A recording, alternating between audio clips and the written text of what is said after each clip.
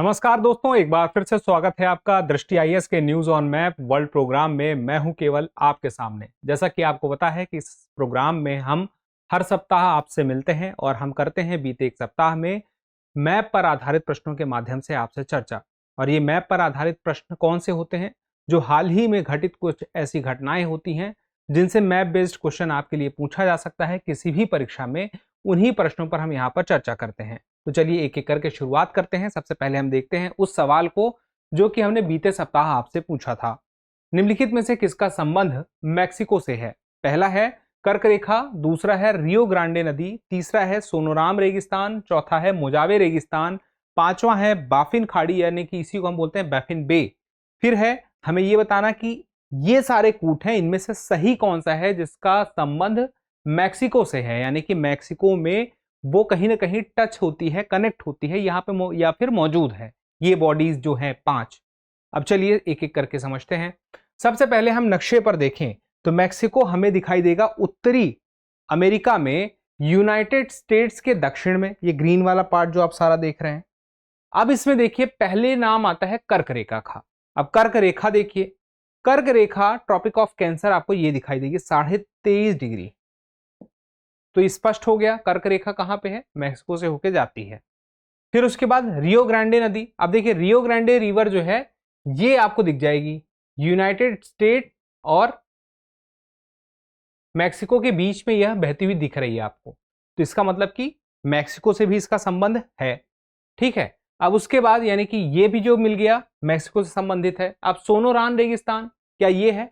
अब देखिए सोनोरान रेगिस्तान को देखिए, यहां पे आप देख रहे हैं ये यूनाइटेड स्टेट वाला पार्ट है, यहां पे भी सोनोरान रेगिस्तान है, और ये मैक्सिको वाला पार्ट है जहां पे ये सोनोरान रेगिस्तान देख रहे हैं। ये उसका बॉर्डर है मैक्सिको और यूनाइटेड स्टेट्स का। और ये जो अलग से कलर में आप देख रहे हैं यही सोनोरान डिजर्ट है, सोनोरान रेगिस्तान भी बोलते हैं। तो यहाँ पे ये भी हमें मिल गया। अब मोजावे रेगिस्तान और बाफिन खाड़ी देखनी है। देखिए मोजावे रेगिस्तान आपको यूनाइटेड स्टेट्स में मिलेगा, ये है वो। तो ये है पूरा का पूरा यूनाइटेड स्टेट्स में। मैक्सिको का ये जो बॉर्डर है यहाँ पे नहीं है। तो ऐसी स्थिति में इसको हम क्रॉस कर देते हैं। चलिए हट गया। अब बाफिन खाड़ी देख लेते हैं, बाफिन खाड़ी का संबंध मैक्सिको से है कि नहीं। ये देखिए मैं जो बाफिन खाड़ी है वो यहाँ पे है, बाफिन बे बोलते हैं। ये है ग्रीनलैंड और ये है कनाडा। ग्रीनलैंड और कनाडा के बीच में अगर बाफिन बे है तो मैक्सिको से इसका संबंध कैसे होगा? तो ऐसी स्थिति में इसको भी हमें कट करना पड़ेगा। अब बचा कौन? 1, 2 और 3 जिसका संबंध मैक्सिको से दिखाई देता है। 1, 2, 3 कहां पे है? ए में है। ये हमारा सही उत्तर है, यही सही विकल्प है। चलिए अगले सवाल की तरफ बढ़ते हैं। सिंगापुर से संदर्भ में निम्नलिखित कथनों पर विचार कीजिए। आपको पता है कि हाल ही में भारत के प्रधानमंत्री सिंगापुर की यात्रा पर गए हुए थे और सिंगापुर के आगे फिर ब्रुनेई भी गए हुए थे। तो सिंगापुर, ब्रुनेई, इन सब जगहों से प्रश्न पूछे जा सकते हैं जहां पर भारत के प्रधानमंत्री जा रहे हैं या पे कहीं पे भी भारत के राष्ट्रपति जाते हैं। तो प्रमुख जगहें हैं जहां के बारे में हमें पता होना चाहिए कि दुनिया के नक्शे पर ये जगह है कहां पे, ये क्यों महत्वपूर्ण है, इसके आसपास कौन से महत्वपूर्ण चीजें हैं जिसके बारे में हमें पता रहे नक्शे पर। तो अब यहाँ पे देखिए सिंगापुर के संदर्भ में है कि यह एक द्वीपीय शहर राज्य है और यह मलय प्रायद्वीप के दक्षिण में स्थित है। फिर उसके बाद जोहोर जल संधि इसके उत्तर में स्थित है। अब आपको बताना है कि कौन सा है, कौन से कथन सही है या है। केवल एक, केवल दो, एक और दो, दोनों, या तो ना तो एक और ना ही दो। अब सवाल में देखिए सिंगापुर के संदर्भ में सबसे पहले पहला स्टेटमेंट द्वीपीय शहर राज्य है जो मलय प्रायद्वीप में है और दक्षिण में है उसके। तो 3 बातें आ गई यहां पे, ये तीनों हमें प्रूव करनी होंगी। तो देखिए जो सिंगापुर है वह मलय प्रायद्वीप को सबसे पहले दुनिया के नक्शे पे आप देखें तो हमें साउथ ईस्ट में, दक्षिण पूर्व में आना होगा। कहां पे? ये वो क्षेत्र है मलय प्रायद्वीप का। मलय प्रायद्वीप में प्रायद्वीप का मतलब क्या है कि 3 तरफ से वाटर बॉडी है। अब 3 तरफ से अगर वाटर बॉडी है तो वह प्रायद्वीप कहलाता है, कोई बड़ा भूखंड अगर है तो अब ये प्रायद्वीप के दक्षिण में जाएंगे तो यहां पे सिंगापुर है। इसको थोड़ा और पास से अगर मैं आपको दिखाऊं तो ये देखिए वो ये क्षेत्र है जो सिंगापुर है, मलय प्रायद्वीप के दक्षिण में है। अलग है थोड़ा सा। और ये एक ऐसा देश है, राज्य का मतलब यहां से ऐसा देश है जो कि शहर के रूप में विकसित है पूरा का पूरा। तो एक द्वीपीय शहर राज्य है क्योंकि ये द्वीप है अपने आप में। फिर उसके बाद मलय प्रायद्वीप में है और उसके भी दक्षिण में है। मलय प्रायद्वीप हम क्यों बोल रहे हैं? ये मलेशिया वाला क्षेत्र है और इसी की वजह से यह मलय प्रायद्वीप कहलाता है। जैसे भारत का जो प्रायद्वीप बनता है वो भारतीय प्रायद्वीप है, अब उसके बाद देखिए ऐसी स्थिति में पूरा का पूरा स्टेटमेंट हमें सही दिख गया है। दूसरा देखना है जोहोर जल संधि इसके उत्तर में है कि नहीं है।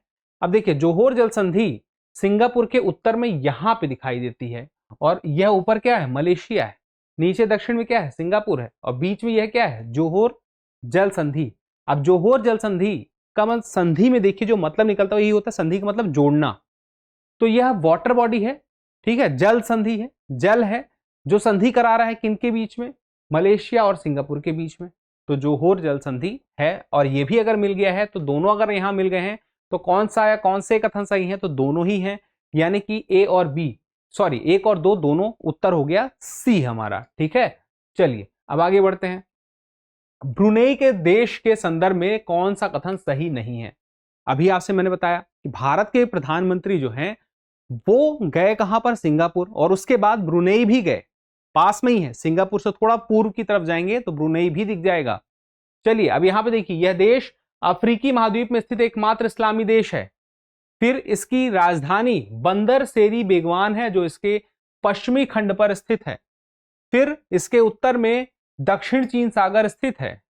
यह राष्ट्रमंडल और आसियान दोनों का सदस्य देश है। अब यहां पे सवाल क्या पूछा है, ब्रुनेई के संदर्भ में कौन सा कथन सही नहीं है, यानी कि कौन सा कथन गलत है, हमें ये बताना है। कौन सा कथन गलत है ये ढूंढने के लिए चलिए पहले स्टेटमेंट से देखते हैं। यह देश अफ्रीकी महाद्वीप में स्थित एकमात्र इस्लामी देश है। अभी मैंने आपसे क्या कहा कि साउथ ईस्ट में, हम जब थोड़ा सा और आगे जाएंगे तो हमें दिखाई देगा, वो भी एशिया के, ठीक है। तो दक्षिण पूर्व एशिया में हम देखें थोड़ा सा आगे चल के, तो आप देखिए यहां पर हमें दिखाई देगा ब्रुनेई, ठीक है, और यहां पर था सिंगापुर, उसी के थोड़ा आगे है, थोड़ा और पास से देखिए। ये ब्रुनेई जो है बोर्नियो आइलैंड में है, बोर्नियो आइलैंड में सबसे नीचे इंडोनेशिया, फिर उसके ऊपर मलेशिया, फिर ब्रुनेई थोड़ा सा दिखाई देगा। तो ये चारों तरफ ये जो है ये मलेशिया का क्षेत्र है, ठीक है। एक मलय प्रायद्वीप में भी मलेशिया का क्षेत्र है, तो अलग अलग जगह है मलेशिया, उसको मिला के पूरा मलेशिया बनता है, ठीक है। तो इस मलेशिया में भी देखिए 2 खंड हैं, एक पश्चिम में एक पूर्व में, तो ये ईस्ट ब्रुनेई और ये वेस्ट ब्रुनेई। अब यहां पे देखिए यह अफ्रीकी महाद्वीप में स्थित एकमात्र इस्लामी देश। अब इस्लामी देश है नहीं है, सिर्फ बात तो आगे बढ़ चुकी है, जब हमें शुरू में ही हमें मिल गया कि अफ्रीकी महाद्वीप में नहीं है, ये एशिया महाद्वीप के अंतर्गत आता है। तो एशिया महाद्वीप के अंतर्गत आता है तो ये गलत हो गया, यहीं पे बात खत्म।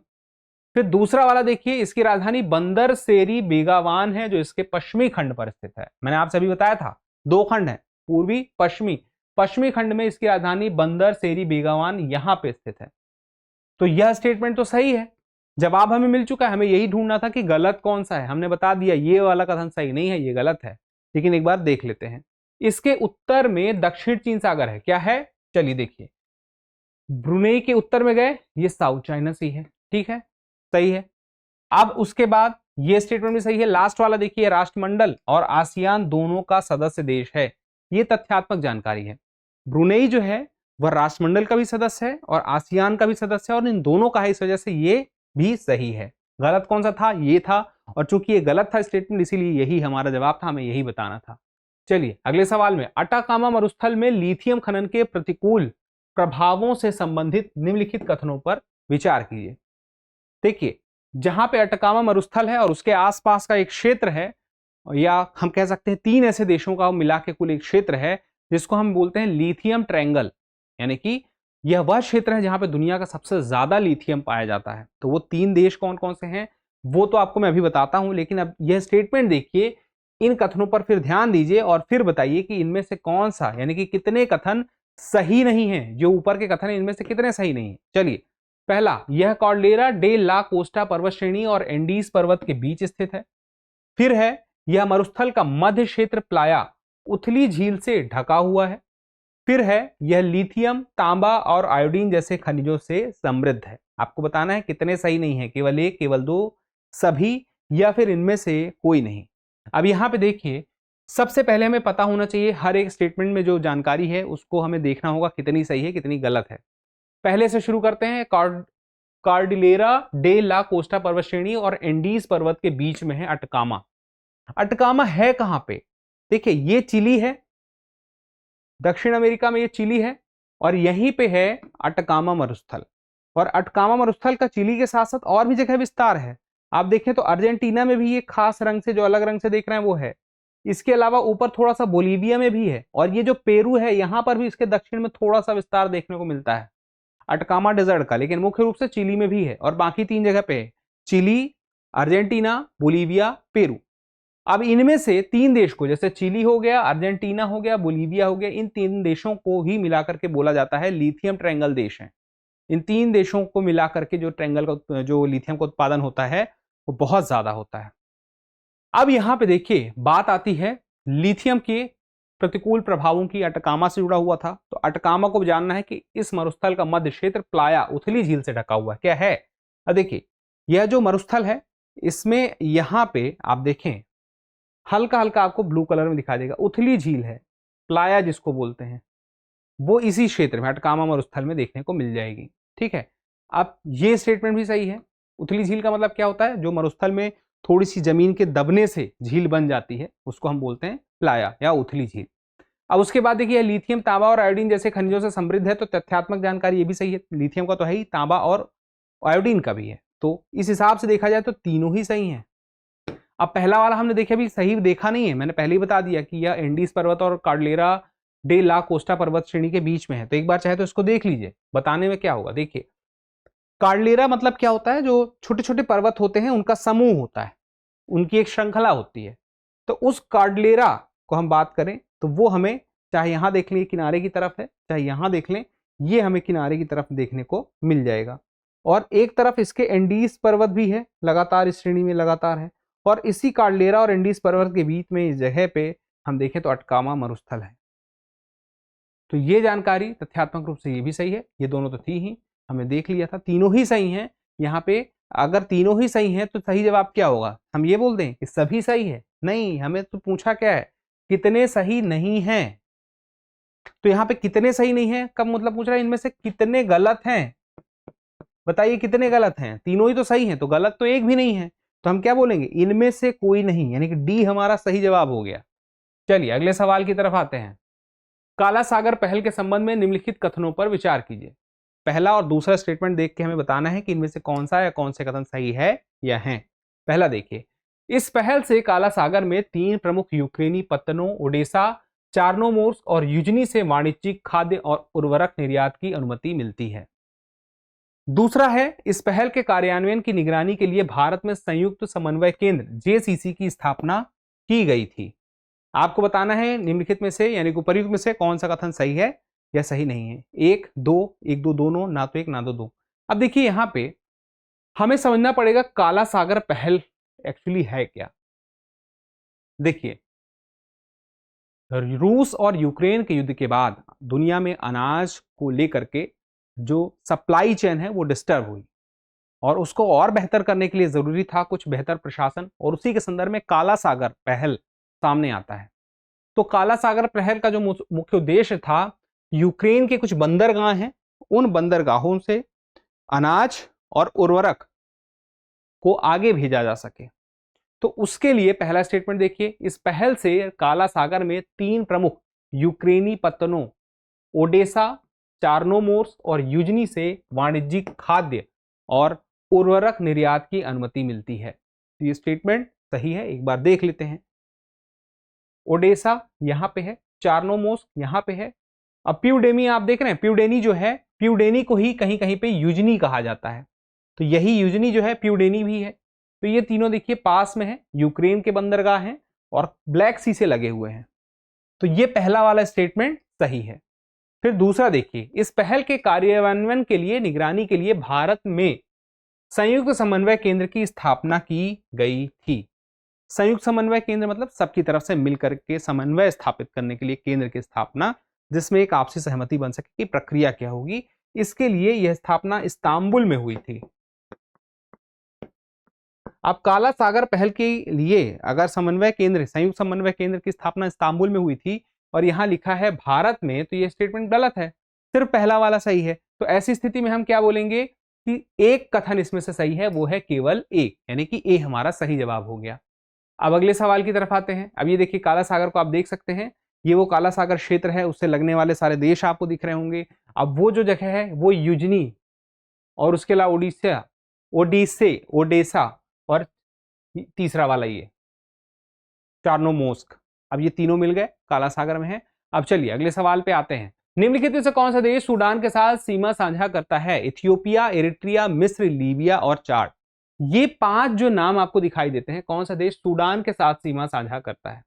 तो सूडान की अवस्थिति हमें पता हो, हमें पहले बात तो ये पता हो कौन से महाद्वीप में है, फिर उसके बाद उसके पड़ोसी देश कौन से हैं। तो सबसे पहले ये पता होगा हम सबको कि अफ्रीका में है। अब ये 5 नाम है, इथियोपिया, इरिट्रिया, मिस्र, लीबिया, चाड। अब उसी हिसाब से बताना है कि कौन कौन से सूडान के साथ सीमा साझा करते हैं। तो चलिए देखिए, सूडान है,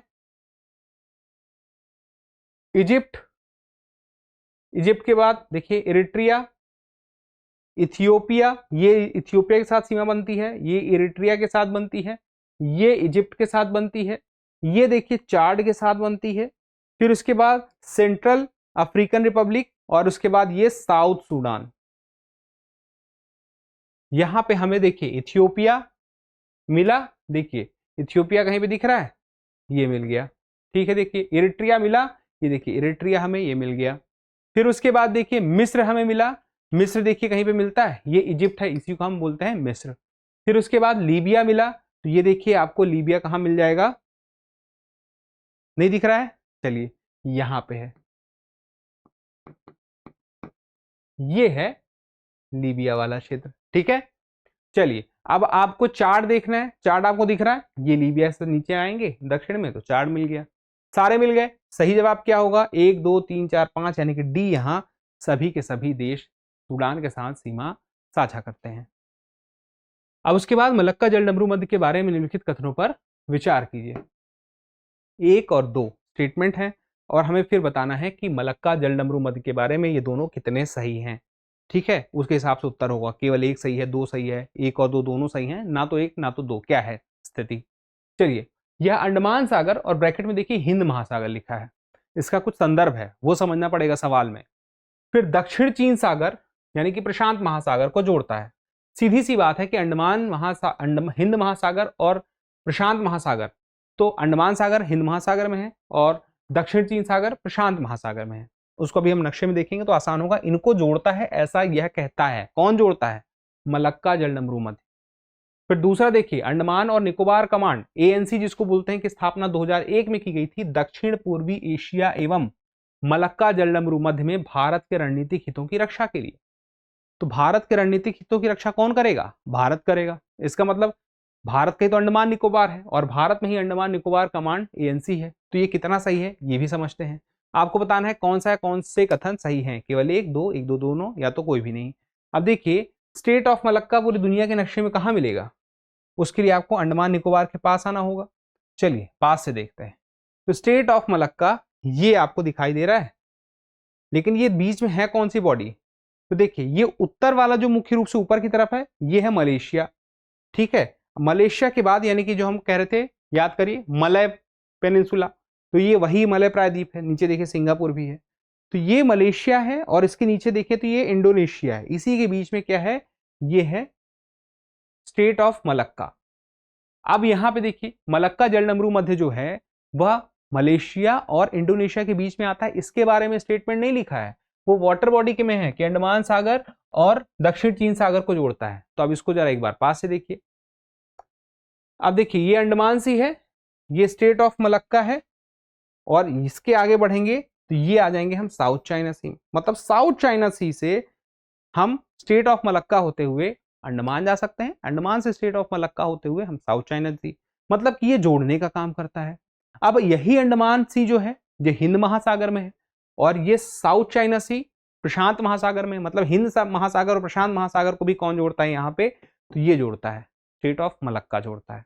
तो इसका मतलब क्या हुआ कि पहला वाला स्टेटमेंट सही है और दूसरा वाला, जैसे मैंने आपसे बताया कि तथ्यात्मक रूप की ये जो जानकारी है कि 2001 में अंडमान और निकोबार कमांड की जो स्थापना हुई थी वो क्यों हुई थी? भारत के हितों की रक्षा दक्षिण पूर्व एशिया में और मलक्का के क्षेत्र में, जलडमरू मध्य क्षेत्र में करने के लिए। तो यह हुई थी वर्ष 2001 में। यह जानकारी भी पूरी तरह से सही है और अगर ये जानकारी भी सही है, ये भी सही है, दोनों सही है, तो सही उत्तर क्या होगा? उत्तर होगा यहाँ पे सी। यही हमें बताना है कि कौन सा सही है। अगर पूछ लेता कौन सा गलत नहीं है, गलत है, तो उसमें हमें फिर देखना पड़ जाता है, कंफ्यूजन होता है ना, तो वो नहीं लाना है। चलिए अब अगला सवाल जो है वो आज का अभ्यास प्रश्न है। हॉर्मुज जलडमरू मध्य के संबंध में निम्नलिखित कथनों पर विचार कीजिए। पहला है, यह अरब प्रायद्वीप को पूर्वी अफ्रीका से अलग करता है। दूसरा है, यह फारस की खाड़ी को ओमान की खाड़ी से जोड़ता है। आपको क्या बताना है कि उपर्युक्त कथनों में से कौन सा या कौन सा से सही है या है। केवल एक, केवल दो, एक और दो दोनों, ना तो एक और ना ही दो। तो अपना जवाब आप कमेंट बॉक्स में जरूर दीजिएगा, क्योंकि जब आप जवाब देते हैं तो हमें और बेहतर करने की प्रेरणा मिलती है। फिलहाल के लिए इतना ही, जल्दी मिलते हैं अगले एपिसोड में। तब तक के लिए स्वस्थ रहें, मस्त रहें और पढ़ते रहें। धन्यवाद।